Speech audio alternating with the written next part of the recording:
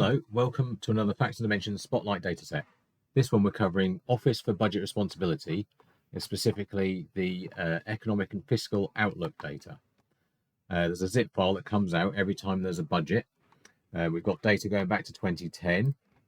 These zip files have multiple Excel files, and this is the one file here, Economy Detail Forecast Tables, that one of our NHS customers asked us to load. This is the file. It's not too bad, but obviously it does need loading into a database for you to be able to actually do some analysis, which we of course done. And here it is. So there's data going back to June 2010, the budget for June 2010. Last one was October 2024.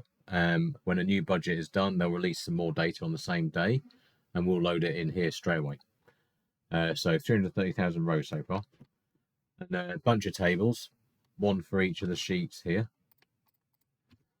So having a look at a couple. Inflation, there is a separate schema, by the way, for inflation, which has all 4,000 different inflation measures, and there's another video on that. But they've done an inflation table as well. So let's have a look at that data.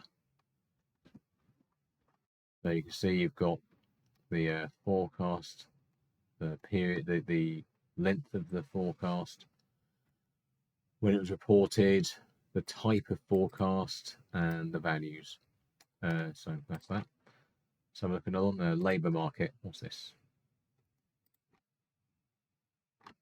Period end of the forecast, length of the forecast, different headings. You can see there: labour share, compensation of employees, and whatnot. So it's all there. All the budget dates, and various more: minimum wage, debt servicing costs, GDP income components. Loads. I'd like to think that this is one of the data sets that might help Facts and Dimensions expand into other sectors outside of health. Currently, nearly all our customers, as I speak, are just health, but we do actually want to do all the data in the country and ultimately the world, because there's no reason why it should just be health. Surely, hopefully, we'll get interest from other sectors in government who I would assume would like to see the OBR data.